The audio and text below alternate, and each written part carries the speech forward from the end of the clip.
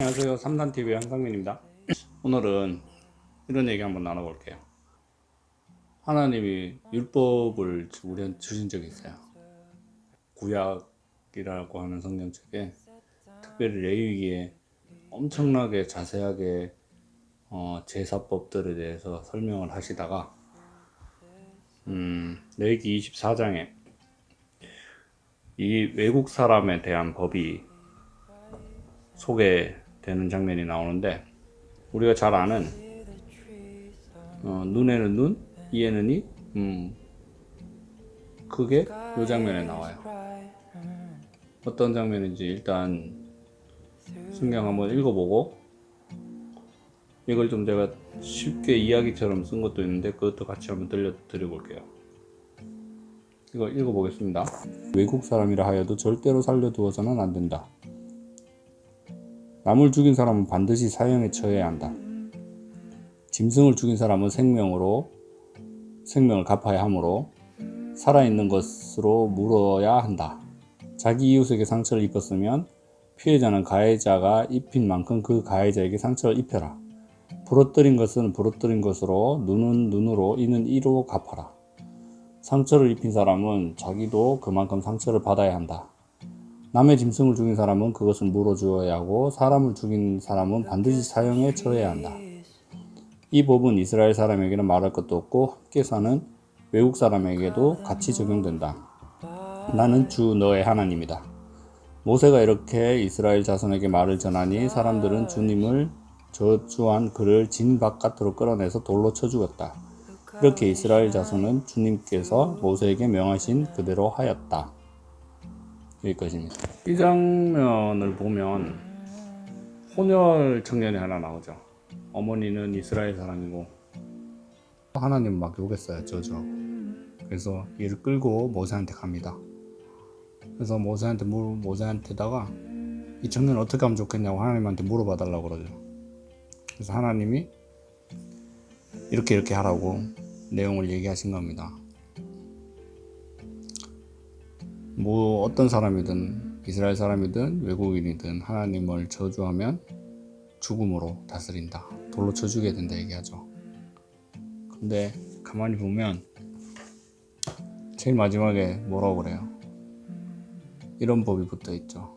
사람을 죽인 자는 반드시 사형에 처한다.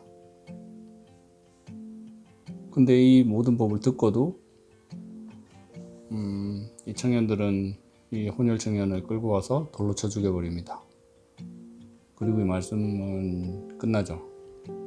심지어 하나님께서 모세에게 명하신 대로 했다, 이렇게 기록되어 있습니다. 제가 이 구절을 왜 가져왔냐면, 하나님이 우리한테 주신 율법, 법, 제가 법 철학은 잘 몰라요. 근데 법이란 걸 만든 취지가 있을 거예요. 이유가 있겠죠. 하나님이 우리한테 위와 같은 율법을 주신 이유가 뭘까요? 정말로 하나님을 욕하면 죽이라고 그랬을까요? 그걸 원하셨을까요? 저는 그렇게 생각하지 않아요. 왜냐하면 하나님은 우리를 사랑하기 위해서 만드셨다 그랬어요. 그리고 또 한 가지 생각해 볼 건, 하나님을 우리 인간이 저주하면 저주를 받으실까요?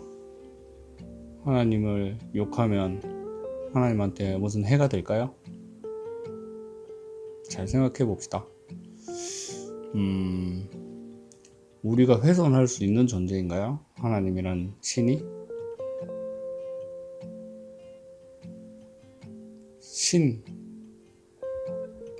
상대는 신이고요.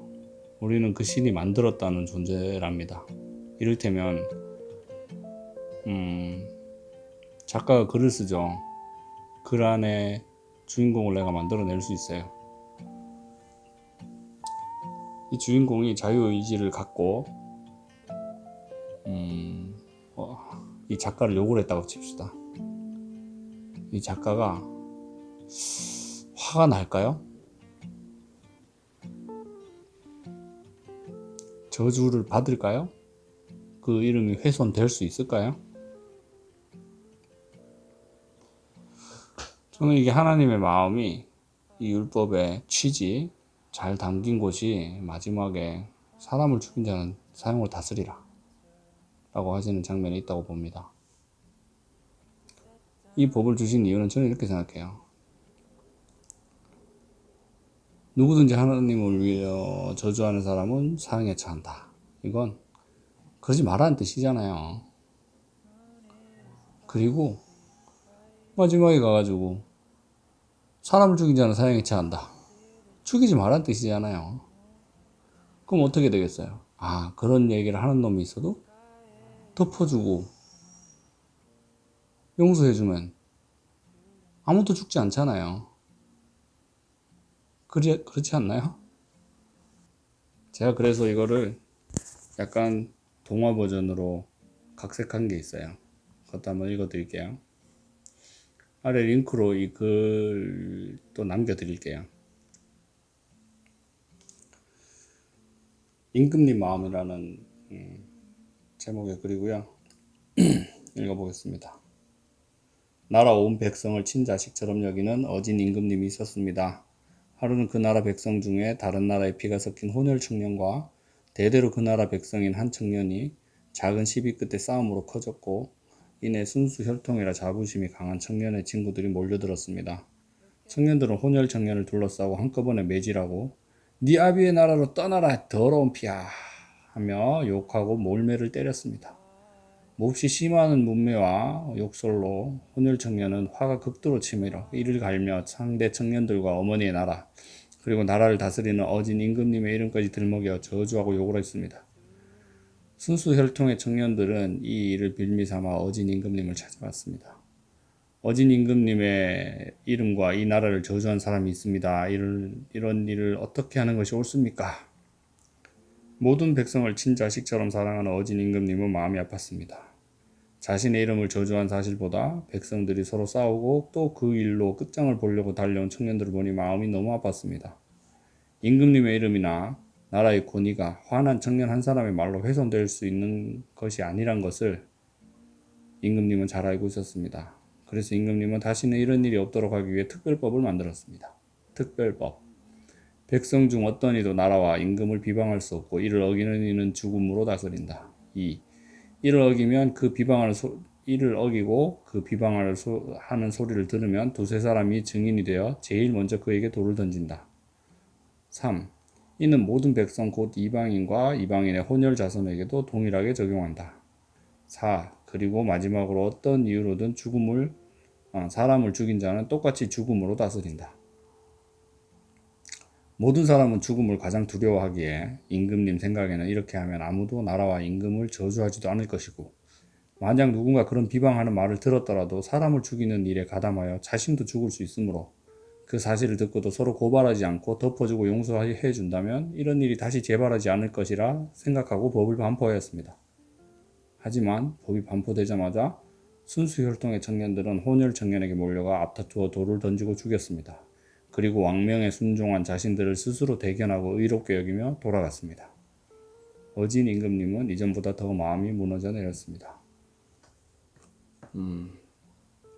율법의 완성 예수님이라고 그러셨어요.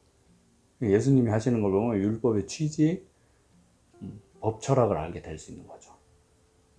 예수님이 하신 모든 일과 구약에서 보여준 하나님의 그런 율법들이 상충한다고 생각할 수 있는데 가만히 보면 어떤 건 상징적인 행위들로 요구한 것들도 있으시고 방금처럼 분명하게 이 법은 애매한 이야기가 아니고 너무나 분명한 이야기였어요.